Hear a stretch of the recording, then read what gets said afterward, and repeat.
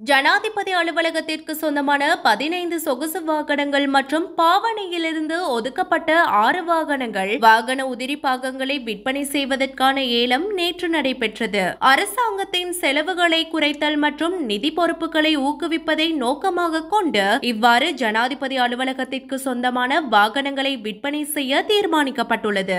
அதன்படி 9 டிபெண்டர் ரக ஜீப்கள், வோல்வோ ரக ஜீப், கரைஸ்லர் ரக வாகனம், மகேந்திரா பொலேரோ வாகனம், ரோசா பஸ், டிஸ்கவரி வாகனம் மற்றும் டொயோட்டோ மோட்டார் வாகனம் உள்ளடங்கலாக 15 வாகனங்கள் ஏலமிடப்பட்டிருந்ததுடன் மிகுதி வாகனங்களும் விரைவில் ஏலமிடப்பட உள்ளன என்றும் அறிவிக்கப்பட்டிருந்தது. இந்த வாகனங்கள் ஜனாதிபதி செயலகத்தின் நிரந்தர பணிக்குழாமிற்காக வழங்கப்பட்டிருந்த வாகனங்கள் இல்லை என்பதுடன் முன்னாள் ஜனாதிபதிகளினால் தமது பதவிக்காலத்தில் அரசியலமைப்பின் 41 முதலாம் உறுப்புரையின் கீழ் நியமிக்கப்பட்ட ஆலோசகர்கள் மற்றும் பணிக்குழுவினால் பயன்படுத்தப்பட்ட வாகனங்களாகும் எனவும் தெரியவந்துள்ளது. இந்த வாகனங்களை கொள்வனவு செய்வதற்கு பெருமளவான கேள்வி காணப்பட்டதுடன் ஏலங்களை ஏற்றுக்கொள்வது நேற்று பகல் 12 மணி வரையில் இடம்பெற்றதுடன் இரவு 8 மணி வரையில் ஏலம் திறக்கப்பட்டிருந்தது. இதில் 199 வர்த்தகர்கள் கலந்து கொண்டிருந்தமையும் குறிப்பிடத்தக்கது.